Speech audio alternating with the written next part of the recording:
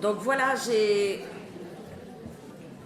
le plaisir de vous présenter Claire Safon-Motet, qui est donc maître de conférence à l'université Jean Jaurès en psychologie du développement et qui s'est notamment intéressée à tout ce qui porte sur la construction identitaire à l'adolescence. Donc elle va nous en faire part.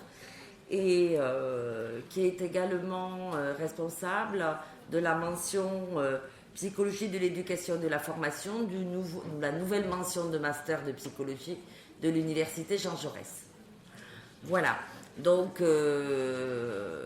nous avons pensé que à la fois l'objet de ces études et d'autre part l'apparition de cette nouvelle mention rendait l'intervention de Madame Safon-Motet tout à fait nécessaire dans nos journées d'études et nous la remercions d'avoir accepté.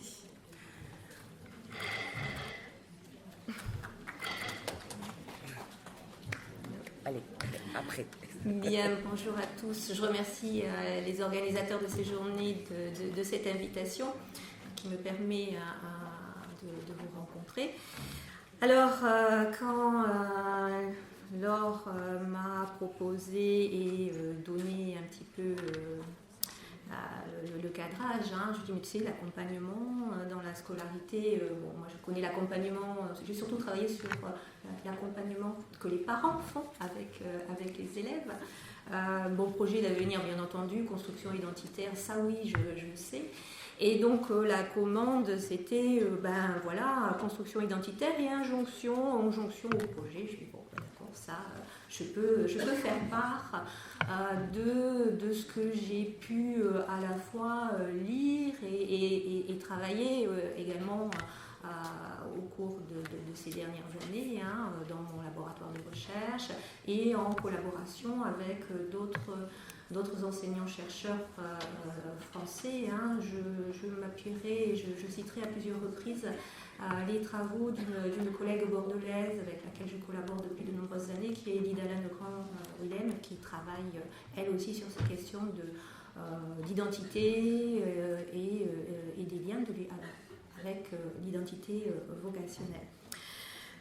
Donc en fait, ce que je vais essayer de voir avec vous, poser quelques jalons à partir de, tout en essayant de vous présenter ou représenter, proposer, puisqu'on va parler de construction identitaire, une approche de définition de l'identité et de la formation et de la temporalité aussi de la construction de l'identité, en essayant en fait j'ai essayé quand j'ai pris ce thème, de me demander si dans nos travaux ou dans les travaux que dont j'avais pu prendre connaissance, est-ce qu'on pouvait montrer ou s'il y avait convergence entre les processus développementaux de construction identitaire et ces injonctions sociales alors liées à l'orientation, à l'injonction à faire des projets. Alors je ne suis pas psychologue de l'éducation nationale ni psychologue scolaire. J'ai moi aussi malgré tout dans ma formation, dans mes activités de recherche, fait des entretiens avec des jeunes et été confrontée à ces jeunes qui, je me souviens quand j'étais toute jeune, thésarde, j'allais dans les collèges et les lycées faire des entretiens sur le projet, de tous ces jeunes qui m'ont regardé comme ça, comme un projet. Et puis, mais t'aimes pas quelque chose, t'aimes pas quelque chose? Non. Le sport? Non. Et qui restait, c'était l'expérimentation de cette difficulté.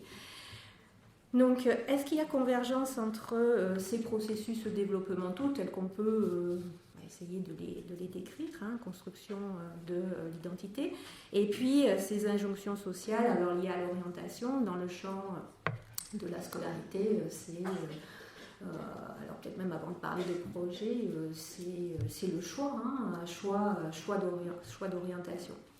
Donc ce que j'ai essayé de faire, c'est un peu un va-et-vient entre la formation identitaire, en m'appuyant sur certains travaux donc qui sont dans une orientation, on va dire, interactionniste sociale, et pour essayer de voir si ce que l'on a pu travailler ces dernières années, la façon dont on a pu, sur le plan académique de la recherche, travailler à la connaissance de la formation d'identité, des profils identitaires, est-ce que ça peut nous apporter, et ça sera plutôt en conclusion, quelques pistes d'implication en termes d'accompagnement ou de rapport, donc en prenant les conclusions de ces recherches. Donc parler de projets d'avenir, élaborer des projets d'avenir, faire des choix, ça ne peut pas être défini seulement comme un problème pratique, un problème pratique à résoudre, comme un processus d'autodétermination. Alors, ça a déjà été discuté un petit peu tout au long de la journée, est-ce que ce serait simplement ou déjà un processus d'autodétermination éducable. Ça dépend certainement de la maturité vocationnelle du jeune, mais pas seulement. Je vais replacer ça, me replacer du point de vue de la période développementale, de l'adolescence, et peut-être un peu au-delà, comme une étape essentielle de construction de la personne. Alors ce matin, on évoquait les mots, les étiquettes, et je rejoins tout à fait ce qui a été dit sur ces terminologies individualisation, personnalisation. C'est vrai que pour ma part, alors que j'ai beaucoup, et je travaille toujours sur le concept de personnalisation, j'ai tendance par prudence à me dire que ce terme-là, tel qu'il est utilisé aujourd'hui dans le langage, pas simplement courant, mais même dans le langage académique, renvoie de moins en moins à un processus. Et qu'il faudrait peut-être parler de personnalisation, parce que personnalisation, ça devient la personnalisation des objets, de la communication, des objets de consommation. Donc le replacer dans la période de l'adolescence, une période marquée alors, par une restructuration des rapports aux institutions, aux œuvres. Alors il s'agit pour le jeune de trouver une voie qui favorise, vous l'avez évoqué aussi, ça a été évoqué, la construction d'une identité que l'on voudrait autonome.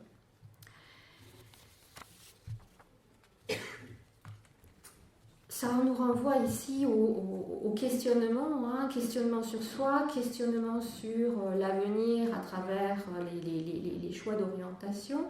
Je voudrais souligner, rappeler avec vous la difficulté pour les jeunes, adolescents et jeunes adultes aujourd'hui, peut-être encore plus pour les jeunes adolescents, la difficulté qu'il peut y avoir à formuler des choix. On a des demandes sociales, des demandes scolaires fortes, de formulation de choix d'orientation. Et à l'occasion de ces demandes de formulation de choix, chaque élève, étudiant, est renvoyé à un devenir à construire. Alors, dans un temps où l'éventail des possibles est plus ou moins important, au moins pour certains, selon les cas, mais sans base claire pour faire des choix. Dans un moment aussi où la prise de décision paraît plus complexe, et c'est la formation, alors ça s'arrête pas au choix d'orientation, mais c'est aussi la formation de l'identité qui est peut-être plus difficile à réaliser. En tout cas, ce sont des questions que l'on se pose et auxquelles je vais, en termes de temporalité des choix identitaires, de la construction d'identité, vous donner quelques aperçus à partir de travaux récents.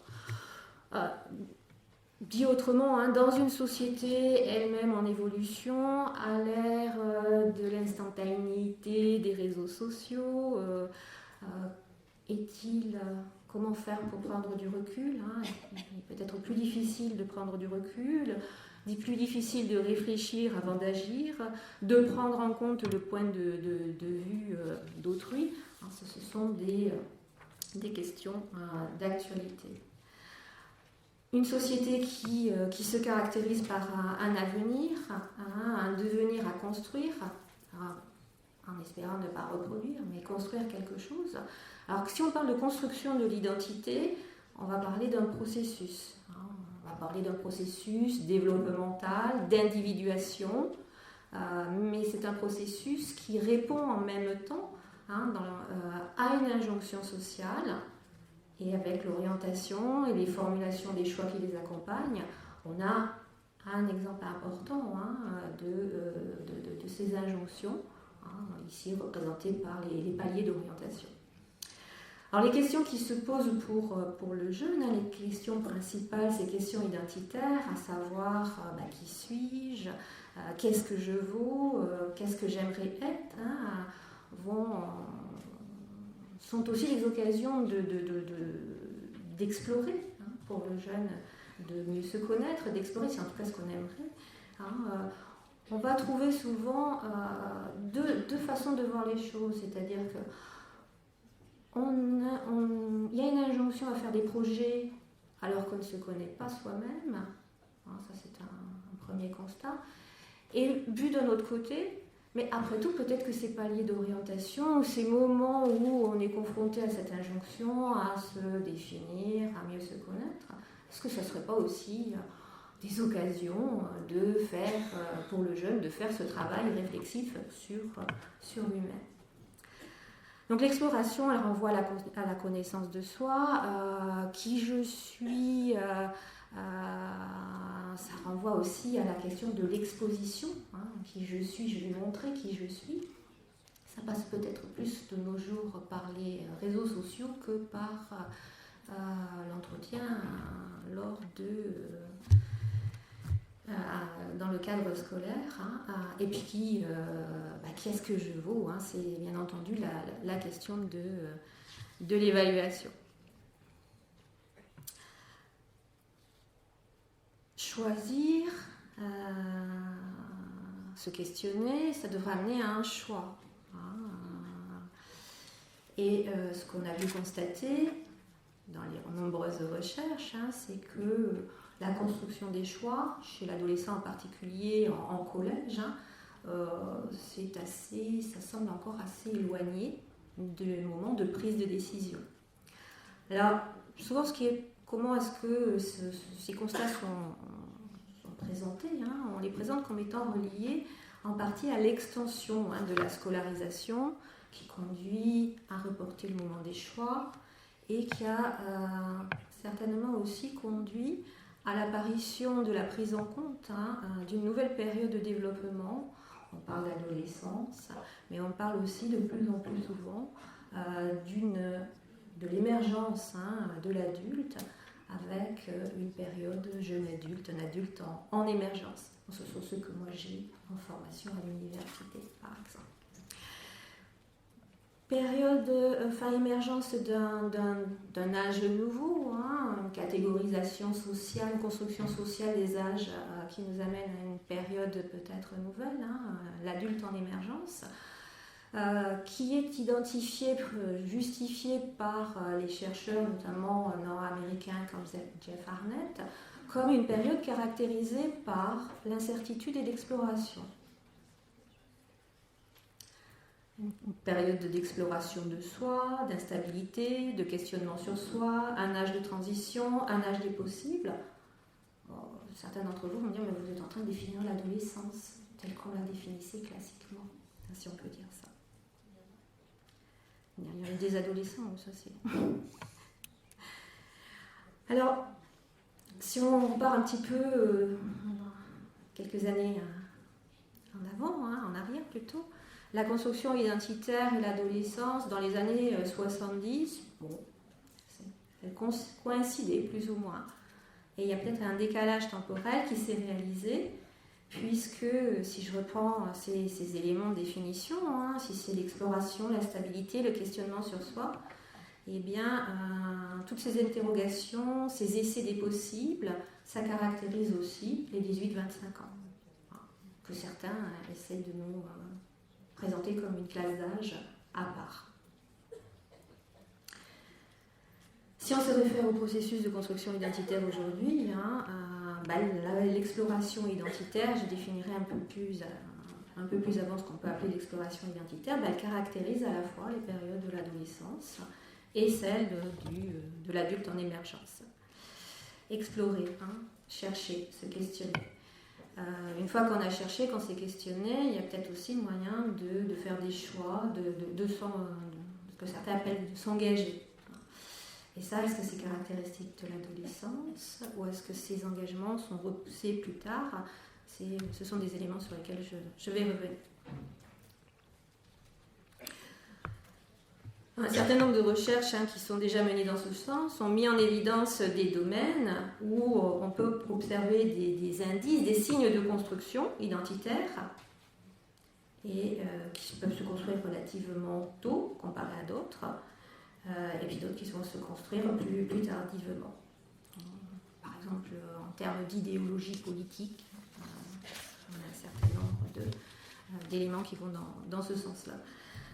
Alors, puisque je parle d'identité et qu'il faut préciser un petit peu, la définir différemment, en référence à une conception développementale et psychosociale, je reviens à quelque chose qui n'est pas nouveau, la définition, à partir de la définition d'Erikson, l'identité c'est une synthèse réalisée à partir des éléments du passé, des caractéristiques du présent, des attentes du futur, qui résulte, je vous en parlais tout à l'heure, d'un processus de questionnement et d'intégration dans des différents domaines de vie fondamentaux. Voilà une petite question de suite nous vient à l'esprit. Est-ce que l'orientation, est-ce que la scolarité, c'est un domaine fondamental? Alors pour les parents, oui. Pour l'adolescent, ça le sera probablement. Il y a d'autres domaines aussi en parallèle où on doit se questionner et peut-être s'engager. Si on en reste à cette définition très, très, très générale, donc un processus de questionnement, d'intégration dans des domaines de vie fondamentaux. Et ce que Erikson appelait l'identité, ça correspond à un engagement flexible, mais on va dire durable. C'est quelque chose de définitif, mais ça permet une certaine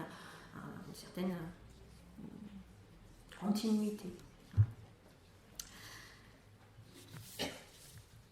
Questionnement et exploration. Alors, depuis Erikson, on a un petit peu précisé, avec notamment James Marcia, toujours un auteur anglo-saxon qui travaillait uniquement, et qui travaille toujours, parce que je crois qu'il est toujours là, uniquement par entretien, dans une démarche qualitative qui s'appuie sur sa pratique.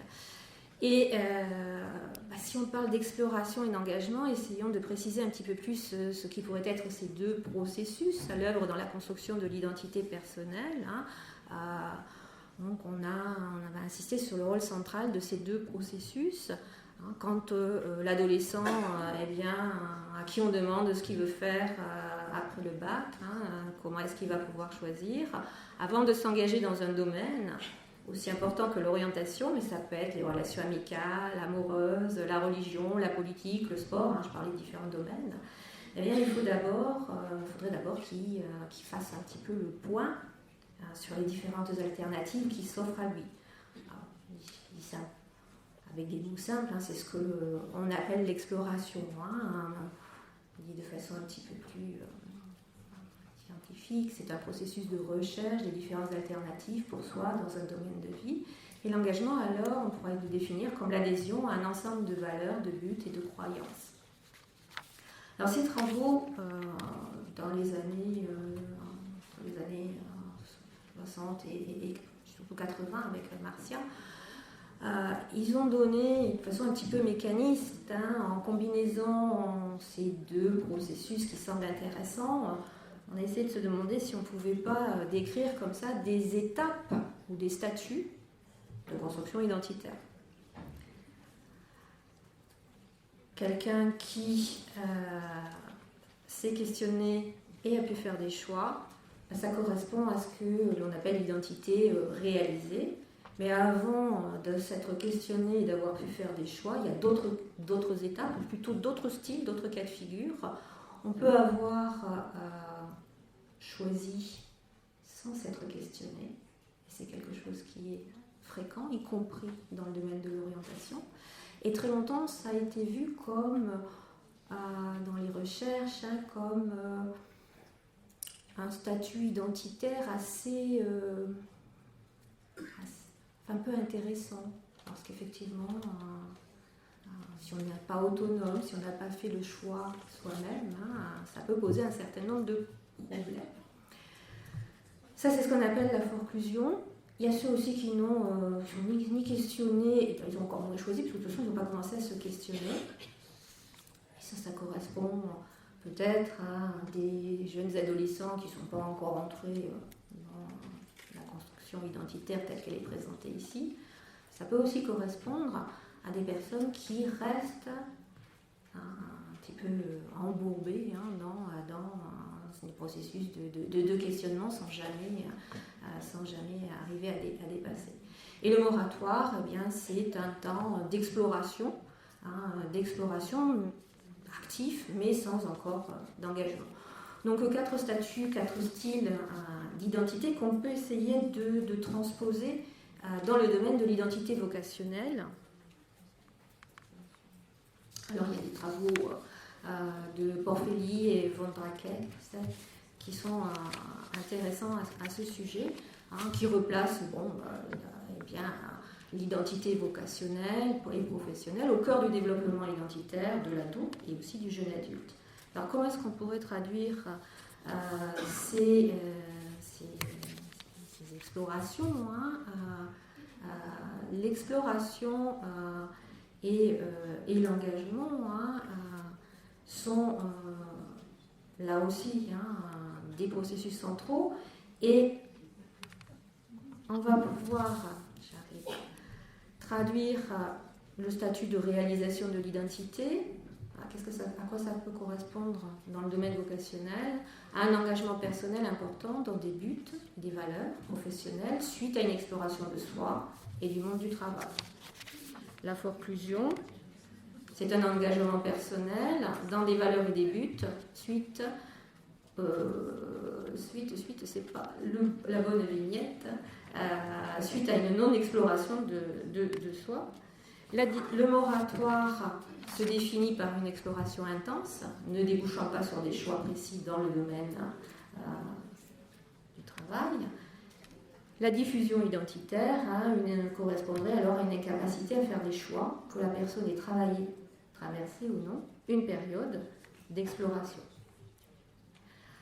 Alors, je vais vous donner à partir d'un exemple d'une étude qui a été réalisée sur Bordeaux, une étude de Lida Lannegrand-Willem, qui s'est intéressée à des collégiens et à des lycéens à 2 paliers de l'orientation scolaire. On s'est intéressé à des classes de 3e et à des classes de terminale. Donc 2 paliers d'orientation.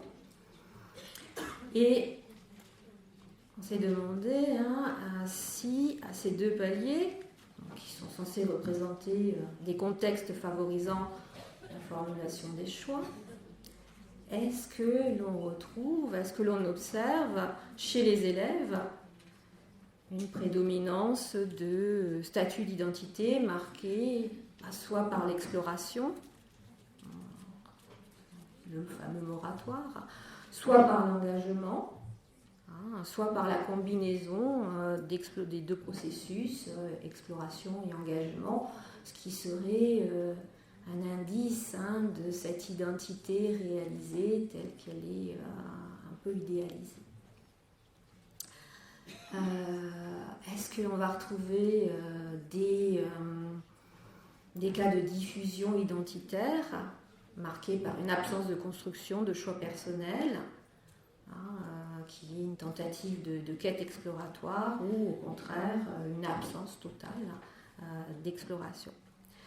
Alors c'est une étude empirique qui a permis de retrouver un certain nombre de mettre en évidence.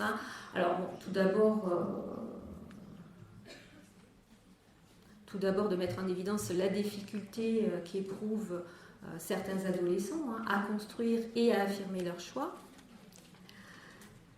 L'étude a mis en évidence que des profils identitaires, si on raisonne en termes de profils identitaires, marqués par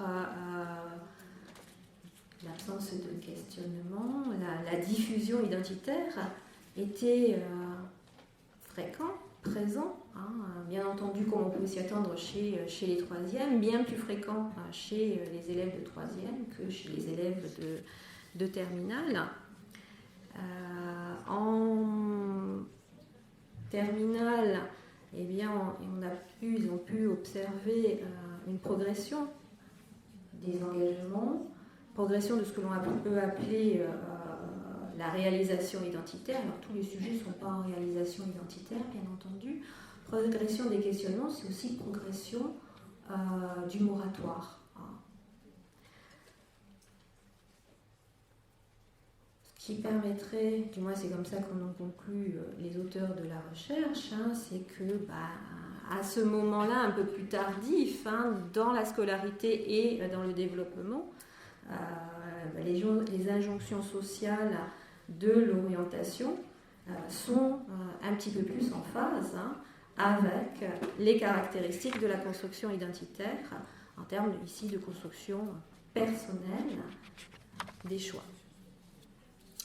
Alors, on a évoqué deux processus qui pourraient permettre éventuellement de qualifier des états de la construction identitaire, voire des étapes. Par quelles étapes passe-t-on ? Y a-t-il un ordre bien défini qui nous permettrait, ce serait facile, parce qu'à ce moment-là, on pourrait se dire, tant qu'ils n'ont pas atteint cette étape-là, pourquoi les embêter ? Comment les aider à passer d'une étape à une autre ? Alors, ce n'est pas tout à fait les réponses auxquelles permettent de répondre les recherches. Mais ces dernières décennies, il y a eu un certain nombre d'avancées dans les recherches qui permettent de continuer à préciser ces deux processus d'exploration et d'engagement, de les préciser, de les nuancer et d'essayer de réfléchir aussi sur la façon dont ça s'organisait dans une certaine dynamique, une certaine temporalité. Alors j'ai parlé tout à l'heure d'exploration, qui correspond à une recherche, un questionnement, étude des possibles. Cette exploration, on l'a précisé, un certain nombre de recherches l'ont précisé ces dernières années, et on va différencier l'exploration, alors l'exploration qu'on va appeler de surface, c'est-à-dire la recherche de différents possibles sur soi, une exploration large, pas très approfondie, et puis une exploration plus en profondeur, qui consiste en fait à une analyse approfondie et active des engagements déjà pris. Donc se questionner, ça peut être deux choses un peu différentes, à la fois chercher des possibles, mais c'est aussi une fois qu'on a commencé à faire un début de choix, se questionner sur ses premiers choix, les reconsidérer. Donc deux formes d'exploration qui ne seraient peut-être pas tout à fait les mêmes. Et également, les travaux ont été amenés, des travaux européens, nord-américains, ont été amenés à distinguer deux types d'engagement, d'autres types d'engagement que le premier engagement que j'ai décrit tout à l'heure. Un engagement comme adhésion à un ensemble de valeurs, de buts, de croyances, c'est la définition initiale, mais aussi si je me suis questionnée, j'ai pu faire des choix, adhérer à des valeurs, à des buts, des croyances, que ce soit celles de mes pairs.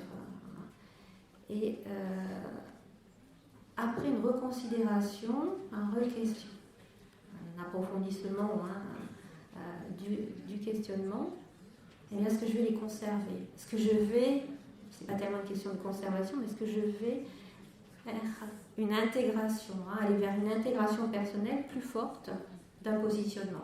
Et ça, c'est ce que l'on appelle l'identification à l'engagement. Donc, en fait, exploration et engagement, des processus intéressants, mais qu'on peut qu'on peut préciser, qu'on peut distinguer. Et cette distinction, elle a amené aussi peut-être un petit peu plus de dynamisme lorsqu'on essaie de considérer la temporalité de cette construction identitaire. Et on va vers des modèles en cycle, en double cycle. Je vais passer la même vignette, mais avec une indication concernant ces doubles cycles. Vous avez matérialisé ici par les flèches. Donc on pourrait parler peut-être d'une première formation, une formation d'identité dans un premier cycle, où on va voir un enchaînement d'exploration, plutôt de surface, avec les premiers engagements. Et puis un deuxième cycle de la formation de l'identité, avec cette fois-ci la reconsidération ou l'exploration en profondeur, qui peut aboutir à une identification aux engagements ou pas. Parce que reconsidérer ces engagements, ça peut amener à repartir dans de l'exploration large. Voilà des modèles en double cycle, avec, dans une première partie, on va dire, de l'adolescence, cette dynamique engagement, reconsidération qui est forte, puis qui va décroître dans le temps, ce qui est en fait un indicateur de la formation des engagements. Et puis, ce qu'on peut retrouver, c'est qu'un petit peu plus tard, ce qui correspondrait plutôt au public que l'on a dans les lycées, l'exploration en profondeur s'accroît. Indication ici du processus d'évaluation des engagements. Alors, j'ai parlé de deux types d'exploration, une exploration de surface, une exploration qui est plus une reconsidération, un re-questionnement sur ce qu'on avait déjà un petit peu exploré et qui nous avait amené peut-être à faire déjà des choix. Et on va aussi évoquer une troisième forme d'exploration, exploration plus négative, que l'on appelle exploration ruminative, qui correspond bien là à une exploration qui ne risque pas de déboucher sur des engagements, qui est plutôt de la rumination, où les doutes vis-à-vis de soi, vis-à-vis de ses choix, sont fortement associés avec du mal-être et un certain mauvais ajustement psychosocial.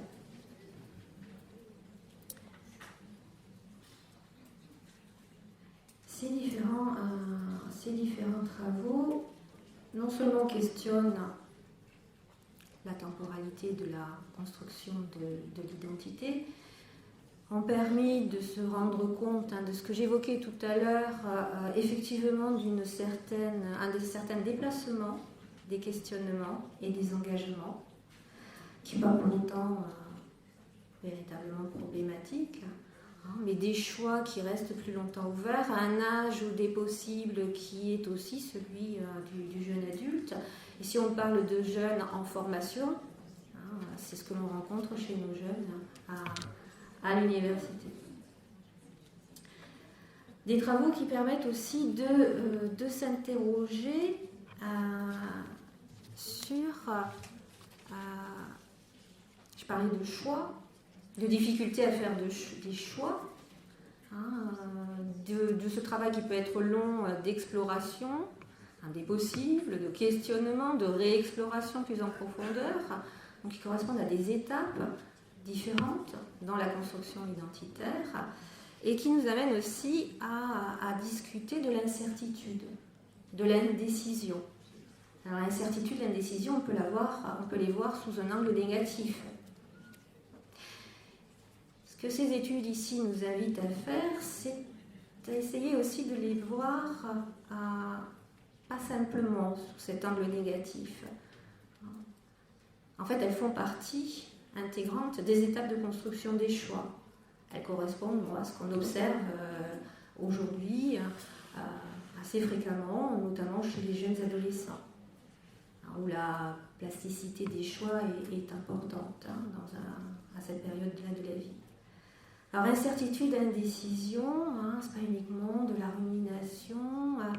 Est-ce que ça peut pas correspondre aussi à un espace ouvert, un espace à différents possibles? C'est ce que le moratoire identitaire, tel que le définissait Erikson, représentait. Alors Erik Erikson, qui déjà dans les années 50, dans une société en changement aux États-Unis, alertait les milieux éducatifs en insistant sur le fait qu'il fallait donner du temps aux adolescents et que la société présentait peut-être de moins en moins d'espace, laissant place à un moratoire pour les jeunes. Dans le cas où l'indécision dure dans le temps, là on aurait affaire à un moratoire prolongé. Et c'est peut-être ce que certains chercheurs appellent la face noire du moratoire, celle qui ne débouche pas sur des engagements, celle qui s'accompagne de forts risques de problèmes internalisés. Donc, indécision, est-ce que c'est une phase de développement vers la prise de décision? Ou est-ce que l'on parle d'indécision chronique, celle qui empêche la formation des choix? Dans le domaine vocationnel, je reprends la reconsidération des engagements. Quand on reconsidère ces engagements, là aussi ça peut se décliner en un processus de doute vis-à-vis de soi et de ses choix, mais aussi en un processus de flexibilité des choix. Le doute vis-à-vis de soi et de ses choix témoigne de l'incertitude, des craintes d'un individu et bien aussi de son sentiment que d'autres partagent ces mêmes doutes.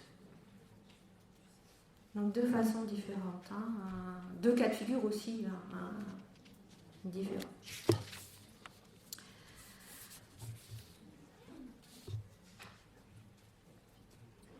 Des travaux qui on espère, permettent une meilleure compréhension du fonctionnement psychologique individuel, qui souligne aussi l'intérêt qui peut, des questions qu'on peut se poser en termes d'accompagnement. Alors, je ne suis pas une spécialiste de l'accompagnement, je vais simplement reprendre ce que la lecture de ces travaux peut, du point de vue du chercheur, amener comme piste à explorer, ensuite à valider bien entendu par le terrain.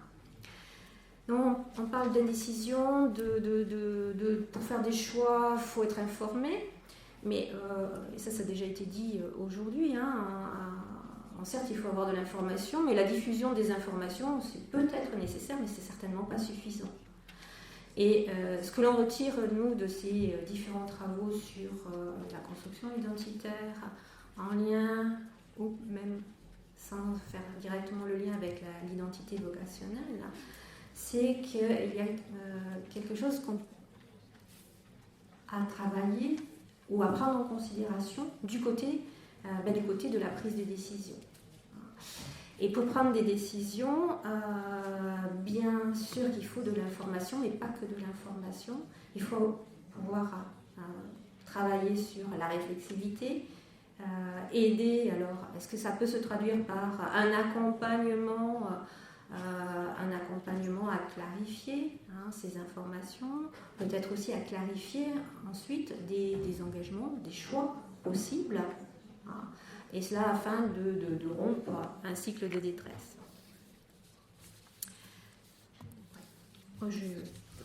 C'est bon.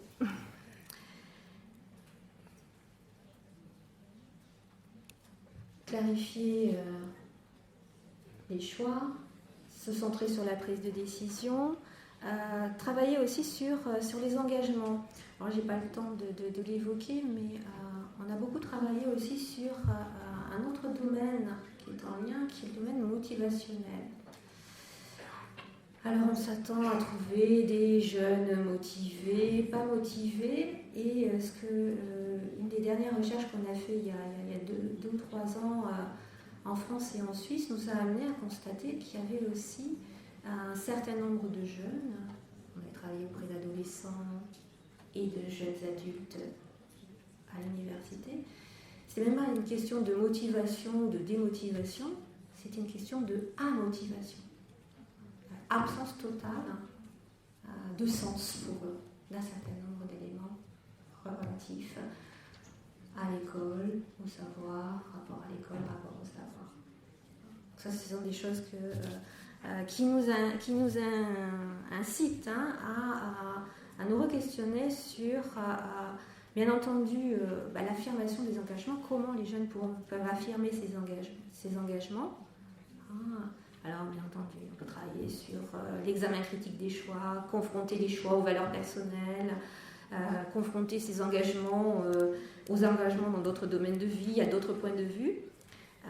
Comment, en fait, accroître ce que certains appellent le sentiment d'agentivité des adolescents ou des jeunes adultes. C'est ce qui nous amène, dans nos domaines de recherche, à nous demander si, plus qu'un accompagnement centré sur la diffusion de l'information, surtout que l'information elle peut être diffusée de toute manière maintenant, on peut recevoir l'information sans le bénéfice d'un tiers, par voie virale. Donc plus qu'un accompagnement centré sur la diffusion de l'information sur l'orientation, qui est certainement utile, mais est-ce qu'on ne pourrait pas promouvoir un accompagnement basé, d'une part, sur l'intégration de l'information. Alors, l'intégration de l'information, dans quel but ? Dans le but de travailler pas l'adulte, mais le jeune, de travailler à la formulation et à la clarification des choix. Et puis, d'autre part, travailler à une analyse critique des engagements. Pas uniquement sur l'orientation, en fait, on peut partir aussi d'engagement dans d'autres domaines, ces autres domaines de vie fondamentaux, pour essayer de travailler sur ces engagements et peut-être favoriser l'affirmation des choix. L'enjeu ici étant de rendre, pas d'éduquer, mais de s'intéresser à la façon dont le choix peut devenir personnel et volontaire pour ces adolescents. Je crois que je vous ai à peu près tout dit. Je vous remercie de votre attention. Je vous remercie doublement parce que ce n'est pas la meilleure période de la journée.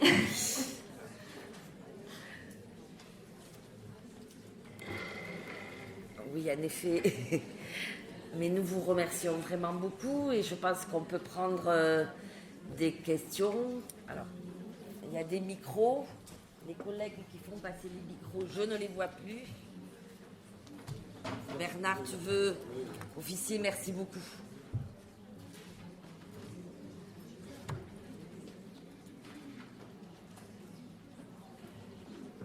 Oui, c'est bon.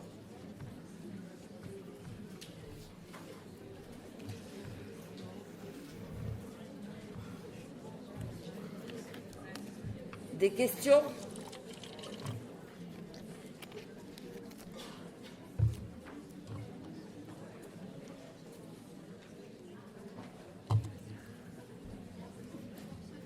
Un peu digéré.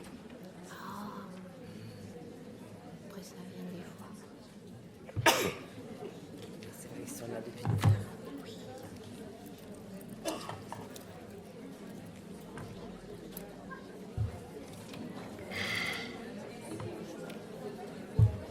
Je crois qu'on ne vous entend pas, il y a un petit problème avec le micro. Oui. Voilà. Merci pour votre intervention. Quand vous exposiez les différentes phases du choix, moi j'ai beaucoup pensé à la DDP. Oui. Voilà. Donc avec les différentes phases, puisque vous aussi vous en dégagez 4. L'exploration, la cristallisation, la spécialisation et la réalisation. Alors, j'aimerais savoir si vous avez aussi travaillé, puisque vous parlez de choix, c'est choix personnel et volontaire.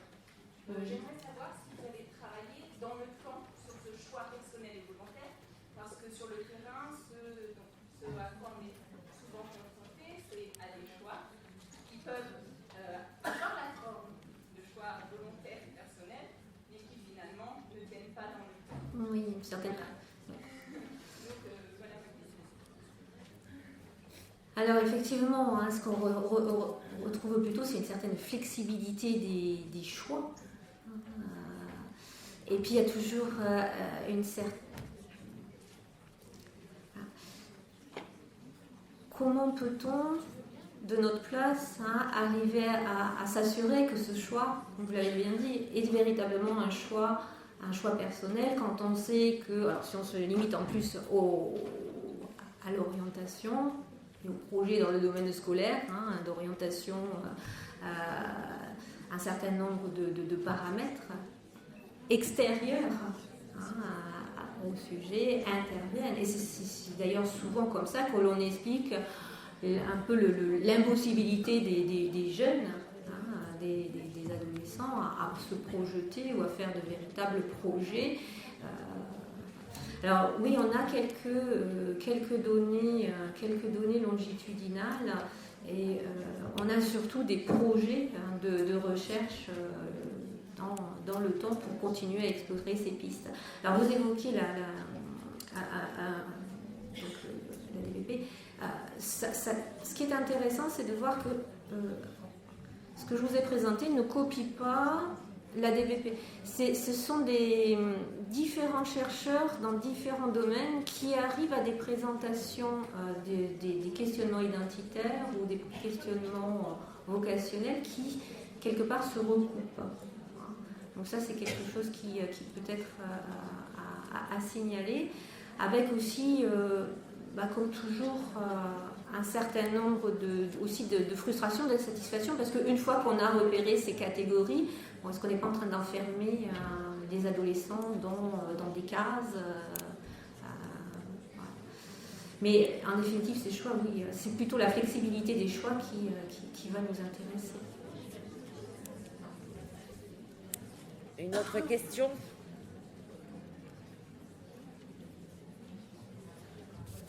Encore 10 minutes.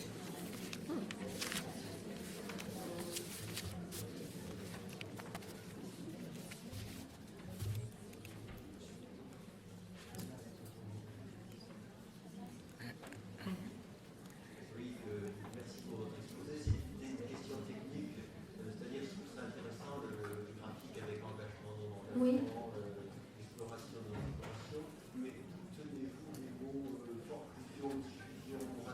Alors, conclusion. Oui, alors ça, c'est effectivement, c'est des termes qui dérivent directement des termes anglo-saxons. Donc, on s'appuie ici sur les travaux d'Erik Erikson. Voilà, donc on retrouve cette.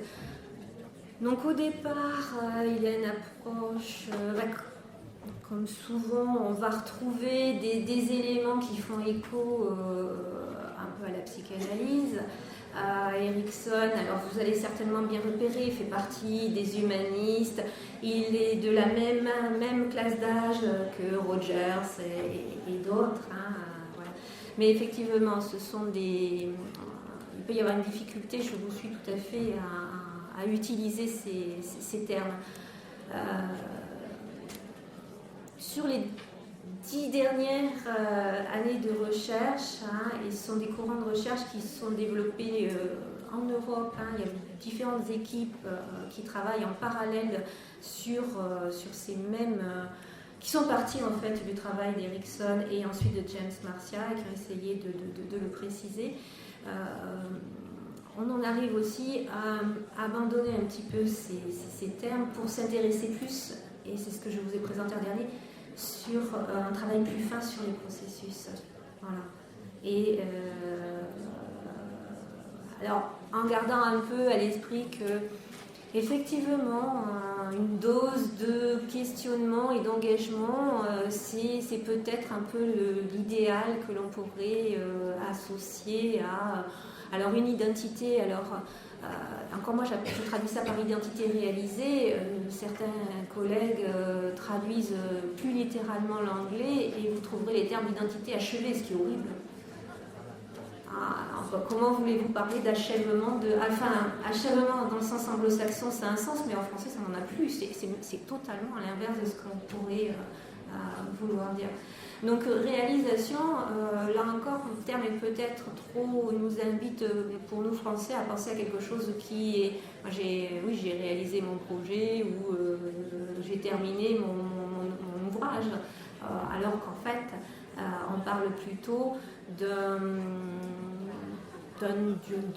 équilibre. C'est pour ça que je parlais de... C'est un peu toujours le même problème quand on parle de sujets en développement. Comment concilier changement et continuité, et je ne veux pas dire stabilité, parce que stabilité, là, ça va nous amener là où on ne veut pas aller. Voilà. Bon, je crois que... Donc, écoutez, je crois qu'on peut remercier Claire Safon-Mottet. Et puis...